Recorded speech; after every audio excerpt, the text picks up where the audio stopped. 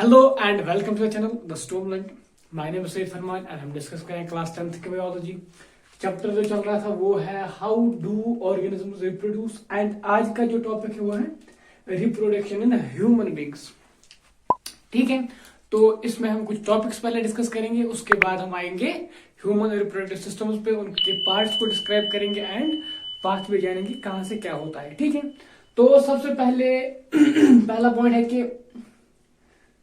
As we grow changes occur in our bodies. ठीक है, तो आपने कुछ चीजें नोटिस की होगी। ठीक है, जब आप सपोज क्लास 8th में थे या 7th में थे या 9th में थे और अब आपको कुछ लग रहा होगा कि हमारी बॉडी में कोई चेंजेस आ रही है। अगर आपकी टेक्स्ट के अकॉर्डिंग मैं बात करूं, वही पॉइंट्स बोलूं जो आपकी टेक्स्ट ने लिखे हैं, तो आपकी टेक्स्ट के अकॉर्डिंग कि सपोज आपने ये देख लिया होगा कि सपोज अगर कोई लड़का है तो उसकी बॉडी, उसके हेयर जो है हेयर ग्रो होता है उसके फेस पे, सपोज बियर्ड या मॉस्टेचेस। ठीक है, या वॉइस क्रैक होती है, या इस तरह जो है इमोशंस बढ़ जाती हैं, फीलिंग्स, अपनी केयर और दूसरों के केयर की जो फीलिंग्स है वो आ जाती है। ठीक है, तो ये जो है ये चेंजेस जो है ये हमारी बॉडी में आ जाती है और ये इंडिकेट करती है कि हम मैच्योर हो रहे हैं, एडोलसेंस की तरफ जा रहे हैं।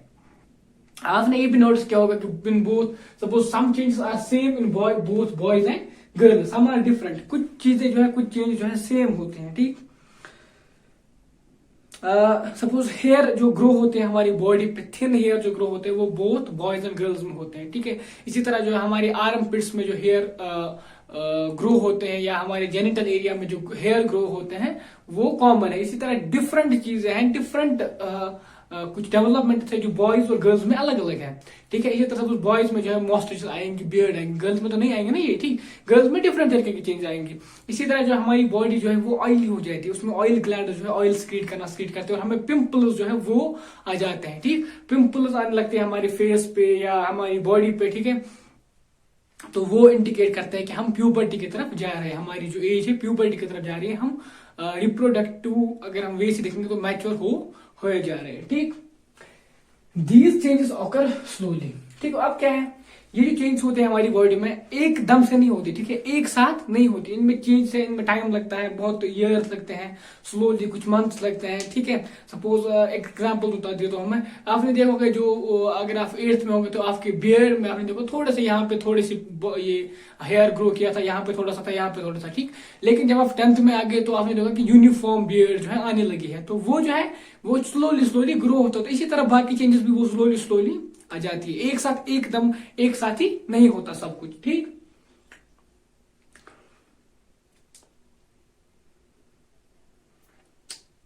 ठीक है, तो इसी तरह जिस तरह हमारी नोज या फिंगर जो है ना, फिंगर्स की शेप, नोज की शेप या आईब्रोज, आईज एक्स्ट्रा की शेप डिफरेंट होती है डिफरेंट इंडिविजुअल्स में, इसी तरह जो है प्रोसेस भी डिफरेंट वे से फंक्शन करता है, डिफरेंट इंडिविजुअल्स में डिफरेंट वे से प्रोसेस करता है। किसी में कम टाइम लेता है, किसी में ज्यादा टाइम लेता है, किसी में ऑर्गन्स की शेप जो है डिफरेंट हो जाती है, किसी में डिफरेंट। तो ये एक डिफरेंट प्रोसेस है। ठीक है, डिफरेंट वे से होता है, एवरी ऑर्गेनिज्म में सिमिलर तरीके से नहीं होता है।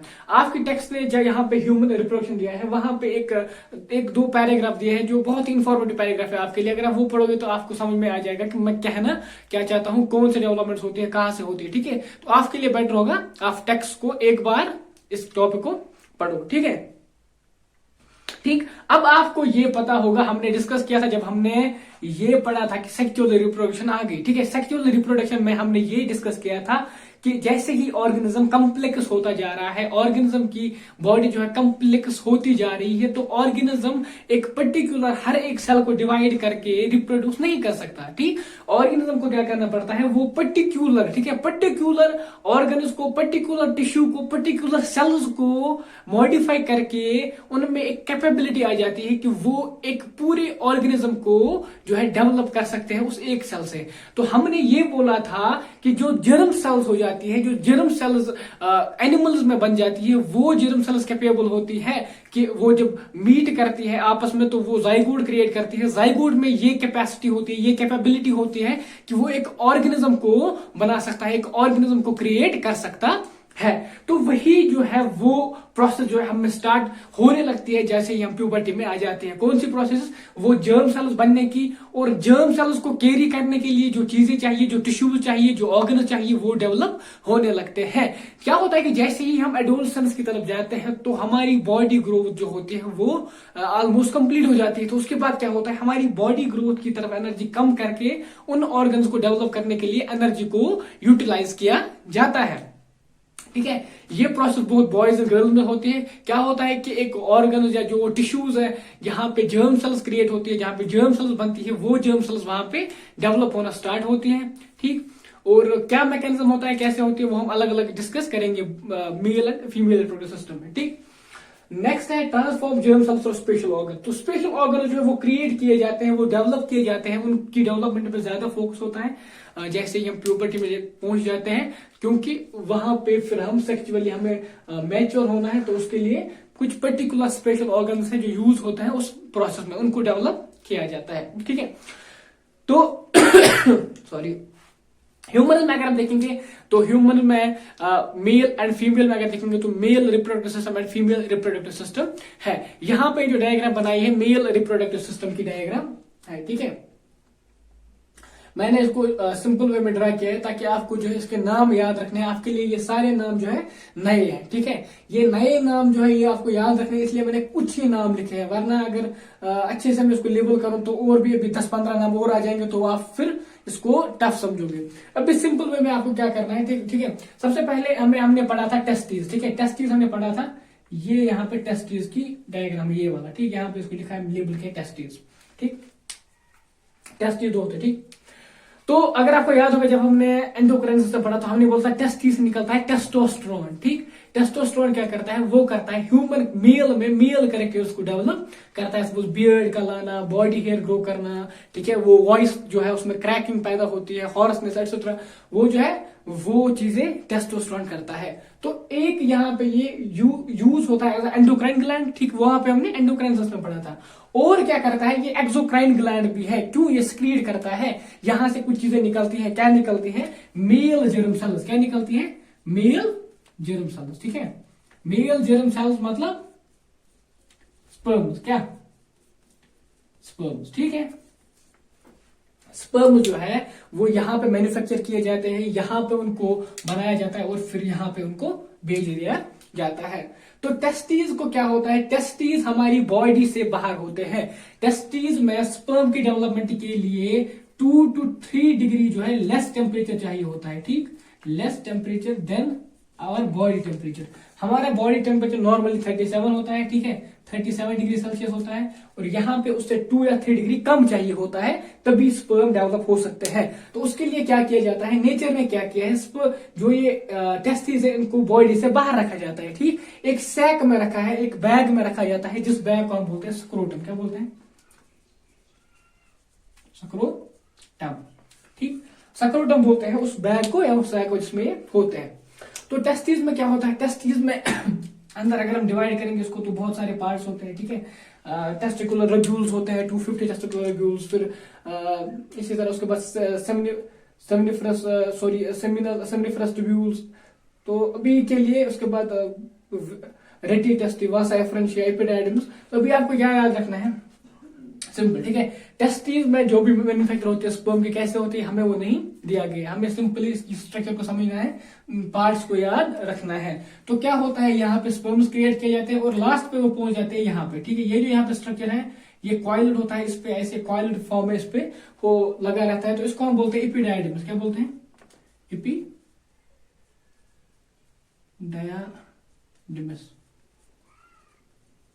एपिडाइडिम्स। ठीक है, एपिडाइडिम्स से स्पर्म में चले जाते हैं, इस जो ये ट्यूब है इतना लंबा जो यहाँ से एब्डोमिनल से आके फिर यहाँ चला जाता है, इसको हम बोलते हैं वासा डिफरेंस। ठीक है, एपिडाइडिम्स से स्पर्म चले जाते हैं वासा डिफरेंस में। ठीक, वासा डिफरेंस यहाँ से यूरिनरी ब्लैडर को लूप करके आ जाता है। ठीक है, यूरिटर है यहाँ पे। ठीक है, यूरिटर हमें पता है किडनी से लाता है यूरिन को, कहा, यूरिनरी ब्लैडर में।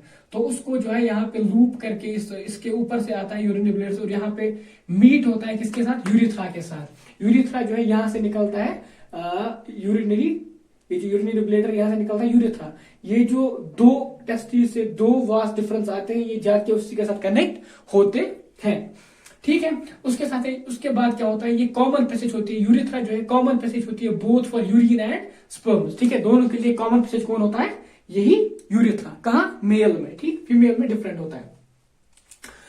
तो ये हो गया हमारा यहां से पार्ट। उसके बाद क्या होता है, उसके बाद कुछ ग्लैंड्स होते हैं जो ज्वाइन करते हैं और अपने फ्लूइड्स को डाल देते हैं। ठीक है, यहाँ पे जो पहला ग्लैंड है, यहाँ पे ये जो ग्रीन में बनाया गया है सेमिनल वेसिकल्स। ठीक है, ये 70% जो कंटेंट होता है सीमेन में, जो कंटेंट होता है वो 70% यही जो है फॉर्म करता है, यही 70% उसका कंट्रीब्यूट करता है। ठीक है, उसके बाद ये सेमिनल वेसिकल्स है, दो होते हैं, यहाँ पे प्रोस्टेट ग्लैंड है और ये है काउपर्स ग्लैंड या बल्बो यूरिथ्रल ग्लैंड। ठीक, दो नाम है, काउपर्स ग्लैंड या बल्बो यूरिथ्रल ग्लैंड। तो क्या होता है, यहाँ पे जब यहाँ से स्पर्म्स आ जाते हैं तो यहाँ पे इनको सिक्रीशन ऐड की जाती है, एक फ्लूइड ऐड किया जाता है जिसमें उनके लिए न्यूट्रिशन होता है। ठीक है, कैल्शियम होता है, यहाँ पे फ्रक्टोज होता है एटसेट्रा, और उनको मोबिलिटी मिलती है, वो मूव कर पाते हैं उस फ्लूइड में। ठीक, तो यहां से जब इस सेमिनल वेसिकल्स की सिक्रीशन ऐड होती है, उसके बाद प्रोस्टेट की सिक्रीशन ऐड होती है। काउपर्स ग्लैंड का क्या काम है, काउपर्स ग्लैंड एक अल्कलाइन फ्लूइड जो है वो सिक्रीट करता है। ठीक है, अगर आपको याद होगा तो हमने बोला था यूरिन जो है स्लाइटली एसिडिक होता है, 6.8 का पीएच होता है और समथिंग। ठीक, तो वो स्लाइटली एसिडिक था, तो यहाँ पे क्या किया जाता है, यहाँ से अल्कलाइन फ्लूइड सिक्रीट किया जाता है जो इस पैसेज को न्यूट्रलाइज करता है। ठीक है, इस पैसेज को न्यूट्रलाइज करता है ताकि स्पर्म्स को डैमेज ना हो। ठीक, तो क्या होता है कि स्पर्म जैसे चले जाते हैं, वहां से डिफरेंस के थ्रू चले जाते हैं और फिर यहाँ पे उसको seminal vesicles, prostate gland and Cowper's gland secretion आ जाती है। उसके बाद वो यहाँ से इजैकुलेट किए जाते हैं। ठीक, यहाँ पे ये जो पार्ट है, यहाँ पे ये जो स्पोंजी पार्ट होता है उसको हम बोलते हैं ग्लैंड्स पेनिस। ठीक है, और यहाँ पे ग्लैंड्स पेनिस, यहाँ पे कवरिंग होती है। ठीक, इसको हम फोरास्किन बोलते हैं। ठीक है, छोड़िए अभी हमारे लिए इंपॉर्टेंट है, लिखते हैं। ठीक, फोरास्किन। ठीक, सिंपल सा पार्ट है, सिंपल सा टर्म से प्रोसेस, आपको इतना ही समझना है, आपके टेक्स्ट में इतना ही दिया गया है। आपको ये बनाना आना चाहिए, मे भी एग्जाम में पूछा जाए कि मेल रिप्रोडक्टिव सिस्टम बना लो। ठीक, ये बनाना आना चाहिए और पार्ट्स जो है वो लेबल करने आने चाहिए। अदरवाइज अगर हम प्रोसेस पढ़ेंगे तो हमें एक दो लेक्चर इसी में चले जाएंगे कि स्पर्म फॉर्मेशन कैसे होती है, कौन सी प्रोसेस, स्पर्मेटोजेनेसिस। ठीक है, या स्पर्मियोजेनेसिस, स्पर्मेटिड, स्पर्मेटोजोगोनिया एक्स्ट्रा, वो सारे पढ़ने हैं। ठीक, लेकिन हमारे टेक्स्ट में नहीं दिया तो मैंने उसको सिंपल वे में बताने की कोशिश की है। यहाँ पे पहला सबसे sex, scrotum, testis, vasa deferens. ठीक, seminal vesicles, prostate gland, Cowper's gland, urethra, glands penis, foreskin. ठीक है, यूरिनरी ब्लैडर यहाँ पे है, तो ये जो है यहाँ इसी पाथ के तो स्पर्म्स चले जाते हैं। तो अभी आप क्या करना है, अभी आप जो वीडियो को पॉज कर सकते हैं इसका स्क्रीनशॉट लेने के लिए, या ठीक है इसको नोट कर सकते हो। नेक्स्ट हम करेंगे डिस्कस अब। ठीक है, अब हम मुझे लगता है इसमें जो है इतना एनफ है। अब हम एटलीस्ट आज के लेक्चर में और ये पढ़ेंगे कि फीमेल रिप्रोडक्टिव सिस्टम के पार्ट्स क्या है। ठीक है, प्रोसेस हम नेक्स्ट लेक्चर में डिस्कस करेंगे, आज के लेक्चर में सिर्फ हम पार्ट्स पढ़ेंगे। तो मैं आपके सामने यही पे बना देता हूँ। ठीक, सिंपल सी चीज है। क्या होता है, ऐसे इन्वर्टेड जो है, इन्वर्टेड पेयर शेप। ठीक, ऐसे। ठीक है, सुपर से फंडस यहाँ पे ऐसे। ठीक, थोड़ा सा ठीक है, सॉरी यहाँ पे भी तो यहाँ से निकलता है एक ट्यूब लाइक स्ट्रक्चर, ये आपको याद रखना है। ठीक है, यहाँ पे भी निकलता है एक ट्यूब लाइक स्ट्रक्चर। ठीक, उसके बाद ऐसे चला जाता है, इसमें फिंगर लाइक प्रोजेक्शन आ जाती है। ठीक, इनको हम बोलते हैं फिमरे। यहाँ पे भी ऐसे आ जाता है। ठीक है, सिमिलर है दोनों साइड से। ठीक, यहाँ पे आ जाती है ऐसे स्टाक एक, या यहाँ पे लिगामेंट आ जाते हैं, उस पे आ जाती है ओवरी। ठीक, ये है ओवरी। ठीक है, तो ये ऐसे है यहाँ पे। ठीक, तो हो गया, हमने ड्रा कर लिया। अब हम इसको लेबल करेंगे। ये जो यहाँ पे ये पार्ट है ये ओवरी है। ठीक है, ठीक, इसको हम बोलते हैं, इसने लिखा है यहाँ पे इसको ओविडक्ट ऑफ फलोपियन ट्यूब। ठीक, ओविडक्ट, आपकी टेक्स्ट में लिखा है ओविडक्ट ऑफ फलोपियन ट्यूब।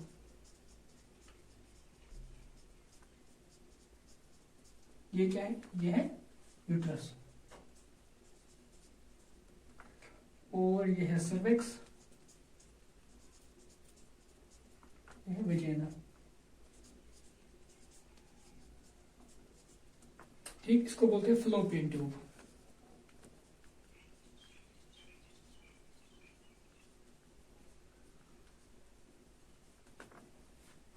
ठीक है। तो फीमेल रिप्रोडक्टिव सिस्टम में क्या होता है, यहाँ पे ये जो पार्ट है ये यूट्रस है, ठीक है। यूट्रस में थोड़ी सी जो है तीन टाइप की लाइनिंग्स होती है या कवरिंग्स होती है, ठीक। तो तीन लेयर ऑफ कवरिंग्स होते हैं, ठीक। तो मायोमेट्रियम, एंडोमेट्रियम, ठीक है। उसको हम अभी नहीं डिस्कस करना, उसको आगे जाके डिस्कस करेंगे आगे वाले लेक्चर में। अभी आपको याद रखना ये जो यहाँ पे फिंगर लाइक रिलेशन को हम फिमरे बोलते हैं, ठीक है। फिर वो यहाँ पे ये जो है इसको एम्प्यूला बोलते हैं। ये जो फ्लोपियन ट्यूब के 3 पार्ट्स होते हैं, ठीक है। ये हो गया यहाँ पे फिमरे वाला पार्ट यहाँ पे इसको बोलते हैं एम्प्यूला, ठीक है। एम्पुला और इस्थमस होता है, ठीक है। अभी हमें एम्पुला क्यों चाहिए मैं बताऊंगा। हमें एम्पुला यहाँ पे हमारा टेक्स्ट में नहीं दिया है, मैं ये चाहता हूँ कि आपके लिए कम्प्लेक्स हो। जितनी पार्ट सेक्शन ने मेंशन किए हैं उतनी पार्ट हम भी मेंशन करेंगे, वरना मैं आपको बता सकता हूँ कि इससे एम्पुला है, इस्थमस है, ठीक है। उससे यहाँ पे फिर यूट्राइन के 3 पार्ट 3 वॉल्स के नाम बता सकता हूँ, ठीक है। और फिर यहाँ पे फोसा, ओरियन फोसा एक्सेट्रा, तो ये लंबा चला जाएगा। बेटर है कि उतना ही याद रखें जितना टेक्स्ट में दिया है, ठीक है। तो क्या होता है कि ओवरी जो है जब एग रिलीज करती है, ठीक, तो ये फिमरे जो है ये कलेक्ट करती है, ठीक। उसके बाद वो एग यहाँ से मूव करना स्टार्ट करता है और जब वो यहाँ पे पहुंचता है, कहाँ पे, इसको हम बोलते हैं एम्पुला या ampulla isthmic junction, ampulla isthmic junction